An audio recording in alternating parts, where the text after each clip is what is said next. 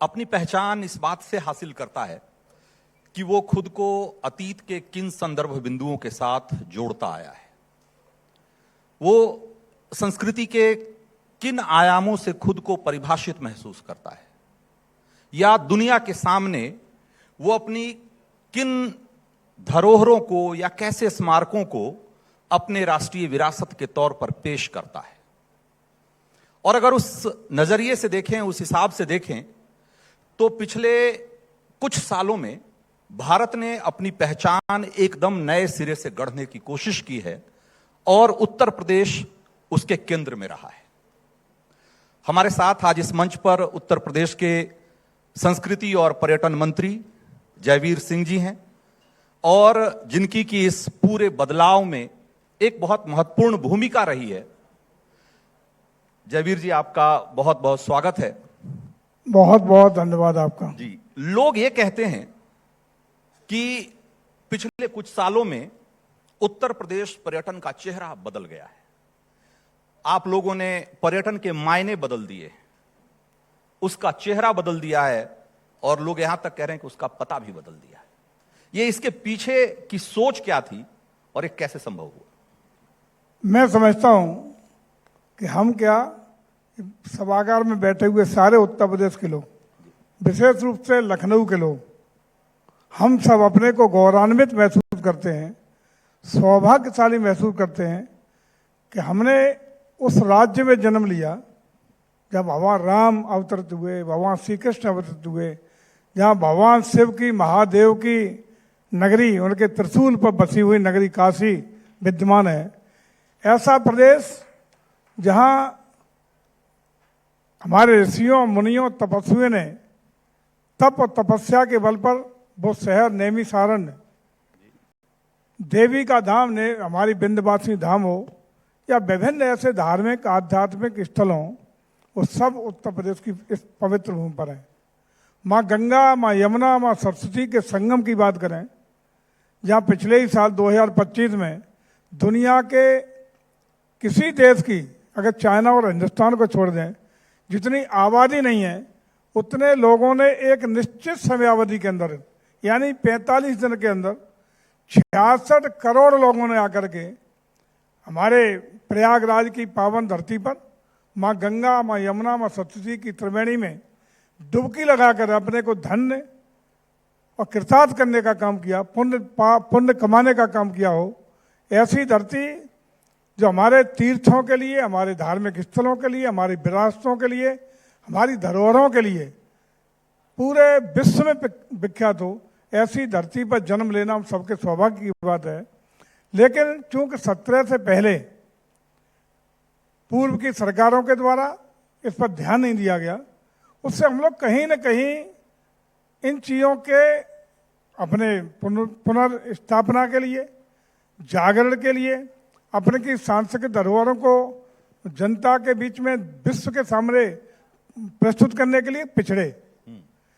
लेकिन सौभाग्य है उत्तर प्रदेश का कि 2017 में आदरणीय योगी जी के नेतृत्व में जब उत्तर प्रदेश में भारतीय जनता पार्टी की सरकार बनी, तो मैं समझता हूं कि किसी भी प्रदेश, किसी भी देश का तरक्की का पैमाना, प्रगति का पैमाना होता है उस देश या उस प्रदेश की कानून और व्यवस्था की स्थिति। संकल्प था आदरणीय योगी जी का, संकल्प था भारतीय जनता पार्टी का, संकल्प था हमारे माननीय प्रधानमंत्री का, कि जो एक राज्य बीमारू राज्य के रूप में जाना जाता था, आर्थिक रूप से पिछड़ा राज्य माना जाता था, सामाजिक स्थितियां बड़ा ही विषम थी, अपराधियों के प्रदेश के रूप में पूरे दुनिया में चर्चित होने के बाद न कोई यहाँ निवेश करना चाहता था, न कोई, जो चलती हुई फैक्ट्रियां बंद कर करके लोग भाग रहे थे।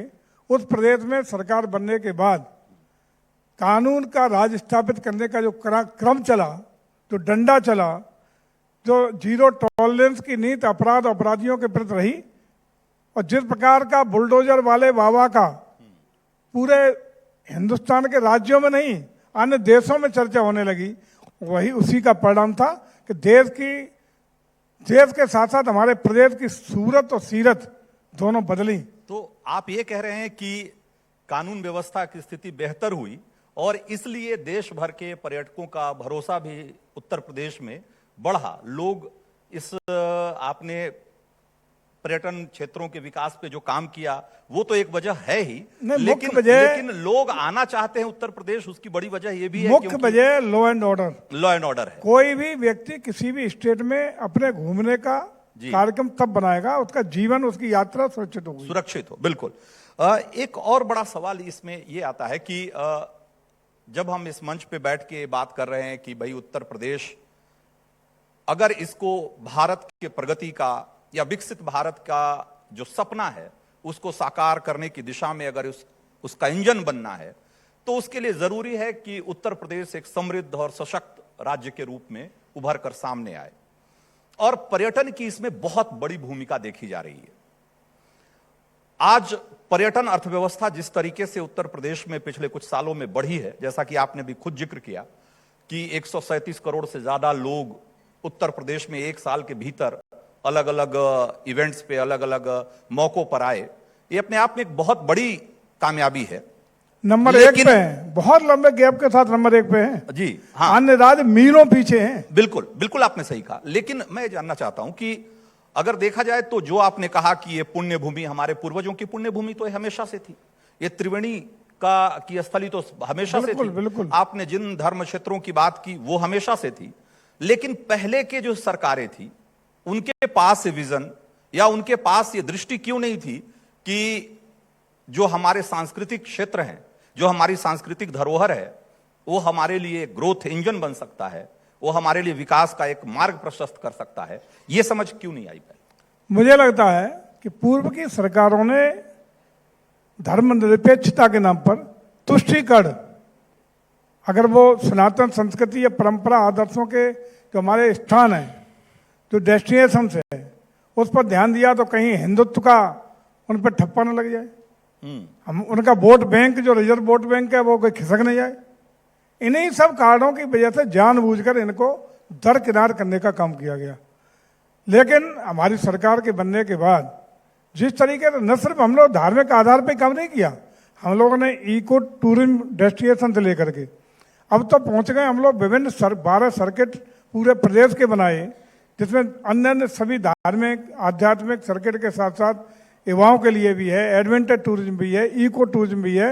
और हम लोग गांव तक पहुंचे हैं कि पुरानी जो परंपराएं हमारी थी देश की, जहां लोग किस तरह सामूहिक परिवार, ज्वाइंट फैमिली 7 पीढ़ी तक रहती थी, किस तरह गांव का भैंस और गाय का दूध पी के नानी और दादी किससे सुनाती थी, किस तरह एक गांव में झोंपड़ी में ठहर करके लिपाई पुताई और जो पुरानी हमारी बसावट थी उसके कारण सामाजिक सद्भाव और सौहार्द्रता, ज्वाइंट फैमिली थी, उसको हम लोगों ने अकेले डेवलप करके प्रयास किया है कि रूरल टूरिज्म और उसके साथ साथ होम स्टे हम पॉलिसी भी लाए हैं। अभी हमने टूरिज्म पॉलिसी 2022 अभी बनाई है, उसमें हमने प्रयास किया है कि 5 कमरों के मकान के होम स्टे से रूरल टूरिज्म गांव में कोई भी व्यक्ति उसको डेवलप करना चाहता है, वो सुविधा पर्यटन को रुकाने के लिए, तो हम उसको 25% सब्सिडी दे रहे हैं। अगर वो इन्वेस्टर जो गांव में इस तरह का डेवलपमेंट करना चाहता है, एससी समाज का है या महिला एंटरप्रेन्योर है, तो 30% एडिशनल 5%। तो एक आपने भी कहा कि पहले की सरकारें ये धार्मिक पर्यटन को एक तुष्टीकरण के नजरिए से देखती थी। उनको ऐसा लगता था कि अगर हम किसी धर्म विशेष के क्षेत्र के विकास पर ज्यादा जोर देंगे तो उन पर सांप्रदायिक होने का आरोप लग सकता है। लेकिन इसी तरह के आरोप आज की तारीख में आपकी सरकार पे लगते हैं।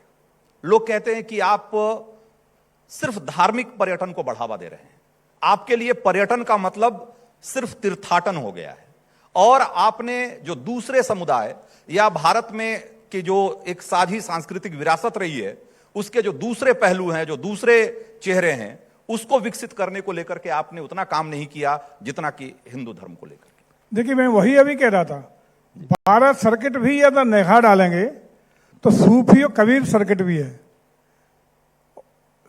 वहां सिख, जैन, ईसाई, मुस्लिम सभी संप्रदाय, सभी धर्म, सभी मजहब, सभी को समान रूप से हम लोगों ने विकास के अवसर दिए। सबका साथ, सबका विकास की भावना को धरातल पर उतारने का काम किया है। और इन सब के साथ साथ हमने पहला प्रयास ये किया है कि जो हमारी ऐसे डेस्टिनेशन हैं उनको संवर्धन देके, उनको बेहतरीन इंफ्रास्ट्रक्चर डेवलप करके, बेहतरीन कनेक्टिविटी दे करके विकसित करने का काम किया है। सभी धर्मों की है, सभी पंथों की है। कल हाउस में भी वो सवाल था जिसमें इसी तरह का जो आप पूछ रहे हैं, इस तरह का क्वेश्चन लगा था।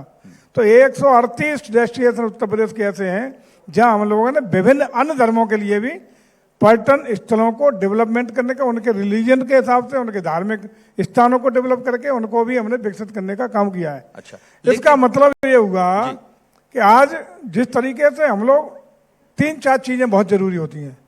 Number 1 connectivity. कोई भी स्टेट तभी डेवलप होगा जब उसके लिए बेहतरीन पहले इंफ्रास्ट्रक्चर, सबसे पहले कानून और व्यवस्था, नंबर 2 उसकी कनेक्टिविटी, नंबर 3 इंफ्रास्ट्रक्चर का डेवलपमेंट, और नंबर 4 सभी धर्मों को, सभी अनुयायियों को, सभी प्रकार के टूरिज्म को सम्मिलित करते हुए प्रथम उद्देश्य होना चाहिए इकोनॉमी की ग्रोथ के लिए एक बेहतरीन प्लानिंग। अच्छा, लेकिन आप कह रहे हैं कि इकोनॉमी के ग्रोथ के लिए एक अच्छी प्लानिंग की जरूरत होती है, और जो टूरिज्म में जो भी आपने काम किया उसको ध्यान में रखकर काम किया।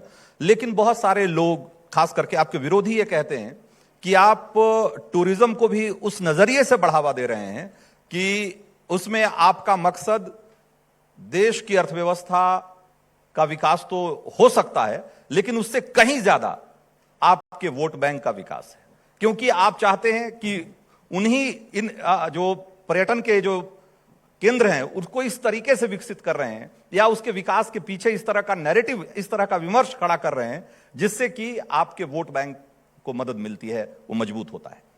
देखिए, मुझे लगता है कि भारत राष्ट्र हो या उत्तर प्रदेश हो, इन दोनों में एक परंपरागत रूप से ट्रेडिशनली सनातन संस्कृति को मानने वाले लोग, आज भी लोग मानते हैं कि भले ही आक्रांताओं ने हिंदुस्तान पर हमले किए, लेकिन तनाव ज्यादा से काफी संख्या में लोग, वो तो आक्रांता तो ज्यादातर चले गए वापस, लेकिन बचे हुए लोग ज्यादातर कन्वर्टेड हिंदू हैं। यह सनातन का देश था, सनातनी था, लेकिन धर्मनिरपेक्ष हमारे संवैधानिक व्यवस्था है। तो संवैधानिक व्यवस्था के अंतर्गत हमें सभी धर्मों का सम्मान करते हुए, धर्मनिरपेक्षता को यथावत रखते हुए, हम उन सब ऐतिहासिक स्थलों को, ऐतिहासिक बातों को आज आगे लाने का काम कर रहे हैं। तो आप चूंकि आप पर्यटन के साथ साथ संस्कृति के भी संरक्षक हैं, आपका मंत्रालय, तो इस देश की संस्कृति को आप कैसे देखते हैं? कुछ लोग कहते हैं कि ये गंगा जमुनी संस्कृति वाला देश है, और आपकी पार्टी के बहुत सारे लोग या बहुत सारे आइडियोलॉग हैं, वो कहते हैं कि नहीं, ये देश तो मूलतः सनातन का देश है, ये तो इस देश की संस्कृति तो सनातन की संस्कृति रही है। देखिए, हमारी मिली जुली संस्कृति को, गंगा जमुनी तहजीब को, सनातनी परंपराओं को, जीवन के जीने की जो प्रकृति के साथ जुड़ने के भाव के साथ हमारी परंपराएं रही हैं, उनको संरक्षित सुरक्षित करते हुए हम लोग आगे बढ़ने का काम कर रहे हैं। हम लोग उस गांव के अंतिम छोर के व्यक्ति तक पहुंचने का प्रयास कर रहे हैं, जो हमारी परंपराओं को आज भी अगली पीढ़ी तक देने के, संस्कारों को देने का काम कर सके। इसी के लिए मैंने रूरल टूरिज्म को लेकर आपका ध्यान आकर्षण किया।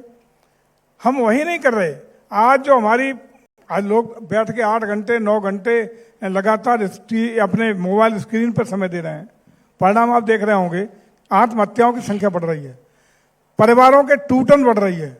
लेकिन हम गौरवशाली हैं कि इस हमारी पुरानी ट्रेडिशन परंपराओं को बढ़ाने के लिए हमारा संस्कृति विभाग, पहले लोग अलाव लगा लेते थे, अलाव पे बैठ के चर्चा करते थे, धूप सेकते थे, आग सेकते थे, और चर्चा करके एक दूसरे के सुख दुख की बातें करके दुख बांट लेते थे, सुख में एक दूसरे के भागीदार बन जाते थे, और सामूहिक ज्वाइंट फैमिली 7 पीढ़ी तक चलती थी, सामाजिक ताना बाना मजबूत रहता था। वो पुनर्जीवित कैसे हो सके? वहीं हमारे गीत संगीत के कार्यक्रम ढोलक मजीरा की धुन पर सब मिल बैठ के गा लेते थे। हम उसको पुनर्जीवित करने के लिए सभी गांव सभा में उत्तर प्रदेश की अपने 5-5 वाद्य यंत्रों की किट सरकार की ओर से संबंधित गांव सभा के ग्राम पंचायत सचिवालय को निःशुल्क उपलब्ध कराने का काम कर रहे हैं, ताकि हमारी पुरानी जो परंपरा थी उसके अंतर्गत सामाजिक ताना बाना हमारा मजबूत रह सके। और सामाजिक ताना बाना का मतलब उसमें न कोई हिंदू है, न मुस्लिम है, न सिख है, न ईसाई है, उस गांव के रहने वाला न अगड़ा है, न पिछड़ा है, न ऊंचा है, न नीचा है, सभी लोग अलाव पे बैठते हैं, वो सब लोग पुनः उसी भावना से, आत्मीय भावना से, एक गांव एक परिवार की भावना से अपनी जो परंपराएं हैं, जीवन जीने की शैली है, वो किस तरह पुनर्जीवित हो सके। और वर्तमान में जो घटनाएं आत्महत्या की बढ़ रही हैं, समाज के अपराधों की बढ़ रही हैं, बाल अपराधों की बढ़ रही हैं, उससे किस तरह मुक्ति मिला करके हम तनाव मुक्त जीवन के साथ साथ अब तनाव मुक्त प्रदेश और तनाव मुक्त देश बना सके। बिल्कुल। तो जैसा कि अभी आपने कहा कि हम अपनी पौराणिक संस्कृति को पुनर्जीवित करने के लिए जो कुछ हो सकता है आपकी सरकार कर रही है। जब मैं सांस्कृतिक पुनर्जागरण के संदर्भ में आपके सरकार के काम को देखता हूं तो मैं महसूस करता हूं कि आज की तारीख में बहुत सारे ऐसे हमारे त्योहार जो कि मूलतः एक उत्सव बनकर रह गए हैं, जिनकी कभी एक धार्मिकता थी या जिनका एक धार्मिक पक्ष हुआ करता था, वो समय के साथ जैसे गौण हो गया। जैसे उदाहरण के तौर पर देखिए कि एक लंबे समय तक, या यूं कहें कि हाल फिलहाल तक, दीपावली का मतलब सिर्फ ये हो गया कि भाई रोशनी करो, पटाखे जलाओ, मिठाई खाओ, खिलाओ और दिवाली खत्म। लेकिन हमने देखा कि आपकी सरकार जब आई तो उसके बाद आज अयोध्या में दीपावली के मौके पर भव्य दीपोत्सव होता है और अलग अलग तरह के कीर्तिमान बन रहे हैं। और उस दीपोत्सव के जरिए यह बताने की कोशिश की गई है कि दीपावली के केंद्र में असल में राम है। हम दीपावली तो सदियों से मनाते रहे, लेकिन हमने उसके पीछे जो राम के वनगमन से लौटने की कथा है और उसके पीछे जो भाव है, हमने एक तरीके से उसको भुला दिया था। आज आपने दीपावली को उसके धार्मिकता के संदर्भ में फिर से स्थापित करने का काम किया है। मैं कहता हूं कि इसके पीछे और क्या सोच रही है और आपको क्या लगता है कि यह धार्मिक पुनरुत्थान या पुनर्जागरण का जो कार्यक्रम है, यह कैसे आगे चलेगा? और अयोध्या की पावन धरती भगवान श्री राम के जन्म से लेके और राममय वातावरण से जोड़ी जाती है। वो भगवान राम जिनसे हम अगर पुराना इतिहास अपने सनातन संस्कृति का जोड़ें तो बहुत लंबा इतिहास, अगर आज के वर्तमान में जोड़ें तो वो राम जिन्होंने हमें मर्यादा पुरुषोत्तम राम के रूप में जीवन जीने की कला, सामाजिक संस्कार, पारिवारिक दायित्व और बहुत सब कुछ दिया कि भगवान की, हमारे भारत की आत्मा राम है, सनातन संस्कृति की आत्मा राम है। और उनकी जन्मभूमि पर पहले तो मैं बधाई देना चाहूंगा कि 500 वर्षों के लंबे त्याग, तपस्या, बलिदान, शहादतों के बाद भगवान राम जी का भव्य दिव्य अलौकिक मंदिर हम लोगों के कार्यकाल में मूर्त रूप लेने का काम कर सका। प्रतिवर्ष वहां हम लोग जो दीपोत्सव का कार्यक्रम मना रहे हैं, लगातार Guinness book of world record बना रहे हैं, क्या दियों की संख्या को लेकर के या होने वाली, या सरयू तट पर होने वाली आरती में ब्राह्मणों के द्वारा की जाने वाली आरती के रूप में 2-2 कीर्तिमान लगातार अपने ही कीर्तिमान 17 से बनाते हैं, अपना ही कीर्तिमान, और कोई नहीं तोड़ पाता, खुद ही तोड़ लेते हैं, फिर नया कीर्तिमान बनाते हैं। ये कंटिन्यू चल रहा है। इसका मतलब साफ है कि पूरे विश्व में और जहां लोगों की तादाद अनगिनत संख्या में श्रद्धालु आते हैं, आज भी आप ताज्जुब करेंगे कि प्रतिदिन लगातार श्रद्धालुओं की जिस तरीके से संख्या अयोध्या में भगवान राम जी के दर्शन के लिए बढ़ रही है, और जितना रुपया श्रद्धालु दे रहे हैं, तो जो रुपया बैंक में जमा है ट्रस्ट का, वो उसका ब्याज खर्च नहीं हो रहा, वो एडिशनल हो रहा है। यह है श्रद्धा का पराकाष्ठा पूरे विश्व में। और आज हमारा वो संदेश पूरी दुनिया में है। और हमने यही नहीं, उसके साथ साथ देव दीपावली की बात करें वाराणसी में, हम बात करें रंगोत्सव की मथुरा वृंदावन में जो अब आने वाला है, ब्रज रज का कार्यक्रम हो, दीपोत्सव, उसका होली उत्सव का कार्यक्रम हो, होली तो फूलों की आप भी मुझे लगता है जरूर खेले होंगे वहां। तो ये सब आनंद अगर आज हैं, तो ये जीवन जीने की शैली, जीवन जीने की कला भगवान राम के रूप में हो, भगवान श्री कृष्ण की कलाओं के रूप में हो, हम लोगों को जीवन दर्शन देने का काम करती है। लेकिन आप इतने बड़े पैमाने पर दीपोत्सव का आयोजन करते हैं, और जब विपक्ष कहता है कि ये पैसों की बर्बादी है मोमबत्ती और दिए जलाना, आपको पश्चिम से सीखना चाहिए, आपको यूरोप से सीखना चाहिए कि वो कैसे वो क्रिसमस के मौके पे पूरा शहर जगमगा उठता है और पूरा देश जगमगा उठता है, आप सिर्फ एक शहर तक दिए जलाकर सीमित रह जाते हैं। और आपको ये दीपक और मोमबत्ती से ऊपर उठकर क्रिसमस से सीखना चाहिए, तब आपको कैसा लगता है? मुझे लगता है कि ये विषय नया नहीं है विपक्ष का। अभी जब महाकुंभ हुआ था उसमें भी यही प्रश्न था कि सरकार पैसे की बर्बादी महाकुंभ में कर रही है। लेकिन आपको जानकर ताज्जुब होगा, पूरे प्रदेश माननीय मुख्यमंत्री कई बार कह चुके हैं 3 लाख करोड़ से ज्यादा का रेवेन्यू महाकुंभ से मिला स्टेट को। खर्चा कितना हुआ? उसके मुकाबले 10% खर्चा नहीं हुआ, 10 टाइम्स हमें रेवेन्यू गेन हुआ था। कोई भी पर्यटक जब आता है तो एक पर्यटक 6 लोगों को रोजी रोटी और रोजगार के अवसर देता है, रेवेन्यू देने का काम करता है। और मुझे पूरा भरोसा है कि जिस तरीके से उत्तर प्रदेश में हम लोग संसाधन विकसित कर रहे हैं, हम लोग डेस्टिनेशन डेवलप कर रहे हैं, कनेक्टिविटी दे रहे हैं, और जो संख्या पर्यटकों की बढ़ रही है, कोई कारण नहीं कि आने वाले समय में जो हमारा आदरणीय योगी जी ने लक्ष्य साधा है कि 2047 तक जहां माननीय प्रधानमंत्री चाहते हैं विकसित भारत बने, वह हमारा लक्ष्य है कि आगामी लक्ष्य $1 ट्रिलियन इकोनॉमी उत्तर प्रदेश में, उसमें 5 ट्रिलियन के सापेक्ष उत्तर प्रदेश की भागीदारी $1 ट्रिलियन की इकोनॉमी की हो। और उसके लिए जिस तेजी से हम बढ़ रहे हैं, गुणात्मक रूप से 17 के बाद कई गुना बजट का आकार हमारा उत्तर प्रदेश का बढ़ा है, और उसी का परिणाम है कि निश्चित रूप से आप मान के चलिए कि हम पर्यटन को, इस लक्ष्य को हासिल करने में बड़ी भूमिका का दायित्व निर्वहन करेंगे। क्योंकि जिस तरीके से ग्रोथ, रेवेन्यू ग्रोथ हो रही है, जिस तरीके से लोग निवेश के लिए हिंदुस्तान के नहीं विश्व के निवेशक यहाँ होटल्स बना रहे हैं, यहाँ पर्यटन स्थलों पर अपने अपने संसाधन विकसित कर रहे हैं, तमाम लोगों के निवेश के प्रस्ताव हमारे पास आ रहे हैं, तमाम योजनाएं धरातल पर उतरी हैं, तमाम योजनाएं पाइपलाइन में, और तमाम योजनाओं के प्रस्ताव हमारे पास अंडर कंसिडरेशन है। और मुझे पूरा भरोसा है कि आने वाले वक्त में हम अपनी $1 ट्रिलियन इकोनॉमी यूपी की बनाने का तय किए हैं, उसमें हमारे पर्यटन का बहुत बड़ा योगदान उसमें रहेगा। बिल्कुल। तो आपने अयोध्या की बात की, आपने काशी कॉरिडोर की बात की और महाकुंभ की बात की। निश्चित रूप से इसमें जिस तरीके से पूरे देश का आकर्षण इन धार्मिक स्थलों की तरफ बढ़ा है, इसमें कोई दो मत नहीं है कि ये आपकी बड़ी उपलब्धि के तौर पर इसे गिना जाएगा। लेकिन ये कहा जा रहा है कि भाई जैसे काशी मथुरा का कायाकल्प हुआ, काशी और अयोध्या का कायाकल्प हुआ, क्या मथुरा का भी कायाकल्प होगा? मथुरा के लोग, वृंदावन के लोग बड़ी उम्मीद से आपकी सरकार की तरफ देख रहे हैं, लेकिन वहां विवाद आपका पीछा नहीं छोड़ रहा।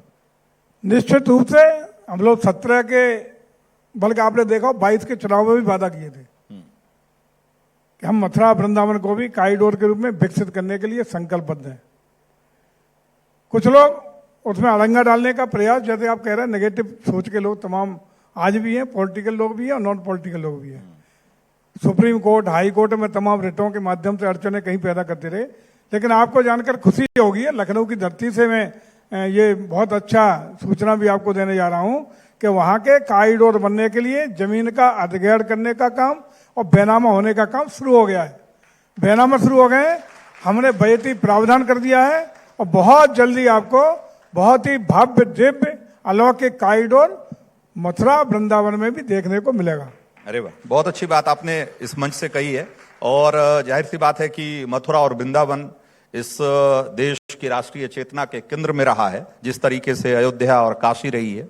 तो अगर वहां भी इसी तरीके से अगर भव्य दिव्य कॉरिडोर बनता है तो निश्चित रूप से वहां के लोग और साथ साथ इस देश के लोगों के लिए भी एक बड़ी बात होगी। इसके साथ साथ हमने अभी देखा कि जब मैं आपके मंत्रालय के कुछ कामकाज को देख रहा था तो उसमें एक चीज दिखी कि आपने उत्तर प्रदेश के बहुत सारे मंदिर, 75 जिलों के करीब 300 मंदिरों के जीर्णोद्धार का भी आपने संकल्प लिया है और उनके लिए पैसे आपने जारी किए हैं, बजट अलॉट किया है। अब मैं जब ये देखता हूं कि एक तरफ आपकी सरकार जिलों में जो अपेक्षाकृत छोटे मंदिर हैं उनके जीर्णोद्धार या पुनर्निर्माण का काम कर रही है, और दूसरी तरफ इस देश में बहुत सारे ऐसे भी राज्य हैं जहां सरकार में बैठे हुए लोग कहते हैं कि सनातन तो एक बीमारी है, सनातन तो डेंगू और मलेरिया की तरह है, हिंदुइज्म को जितनी जल्दी वो खत्म कर देना चाहिए। पहले तो मैं एक चीज आपको संशोधन के लिए कह दूं, सूचना मुझे लगता है इस वित्तीय वर्ष की आप पे है। हाँ। पिछले 22 से लेके अब तक जी हम लोग 2000 से ज्यादा मंदिरों को पर्यटन सुविधाएं विकसित करने का काम पूरा करा चुके हैं। कोई भी उत्तर प्रदेश की 403 विधानसभा में कोई विधानसभा नहीं है जहां वहां के जनप्रतिनिधियों के द्वारा हम लोग उनके प्रस्ताव पर या जिला पर्यटन और संस्कृति परिषद के माध्यम से उनके प्रस्ताव पर कोई विधानसभा नहीं जहां हम लोग कोई न कोई जो वहां का सबसे लोकप्रिय जिसके प्रति आस्था है, भावना है, उस मंदिर पे पर्यटन सुविधाएं विकसित करने का काम करोड़ों रुपए की लागत से करा चुके हूं। एक और आपको बता दें कि अब तक इसको और विशाल रूप देने का काम हम लोगों ने अपने इसी कार्यकाल में एक और किया है कि सभी 75 जिलों में जिलाधिकारी की अध्यक्षता में जिला पर्यटन और संस्कृति परिषद का गठन हर जिले में कर दिया है।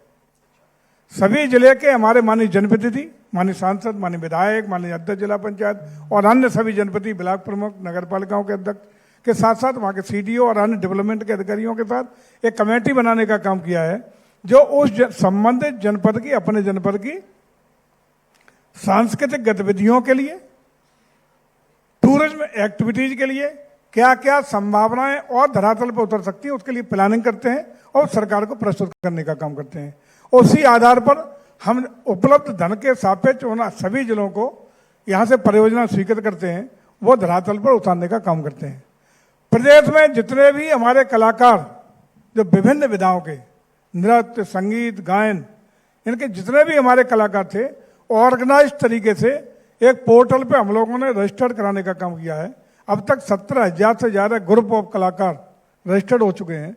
उन सबको रजिस्टर्ड करके उनके मानक ABC कैटेगरी बना दी है, उनके मानदेय निर्धारित कर दिए हैं और मानदेय के अनुरूप जितने भी स्टेट में विभिन्न कार्यक्रम होते हैं उन्हीं कलाकारों को वो कार्यक्रम में हम आमंत्रित करके मानदेय निर्धारित मानदेय पे देके उनके अकाउंट में जब भी कार्यक्रम, हर कलाकार को कम से कम 3 कार्यक्रम साल में देने का काम कर रहे हैं।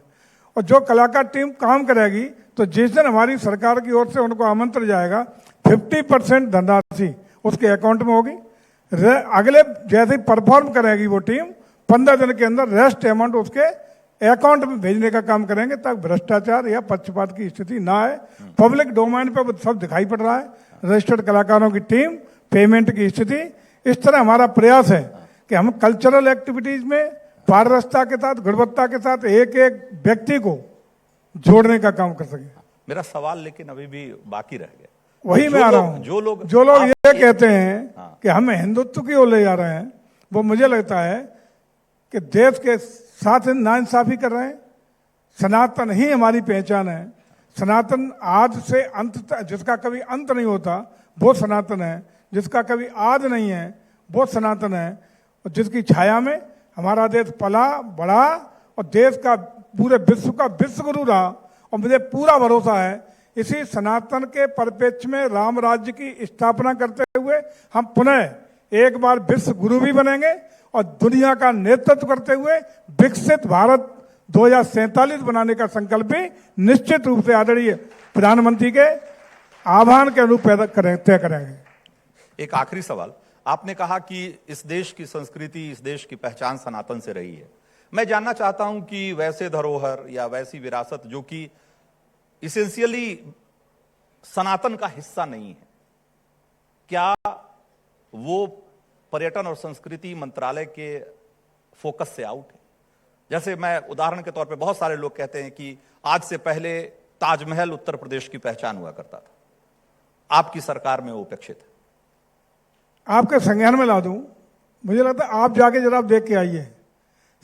ताजमहल के कैंपस में 200 करोड़ रुपए से ज्यादा की लागत का शिवाजी म्यूजियम, जो पूरे इतिहास को, भारत की संस्कृति को, पूरे ऐतिहासिक क्रम को वहां रूबरू कराने का काम करेगा। बृहद ऑडिटोरियम, म्यूजियम और अन्य सारी संचालन के साथ सुविधाएं देने का काम किया गया है, उसी कैंपस में किया है।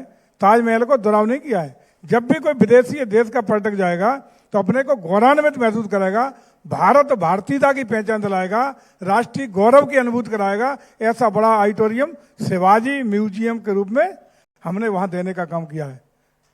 बहुत अच्छा।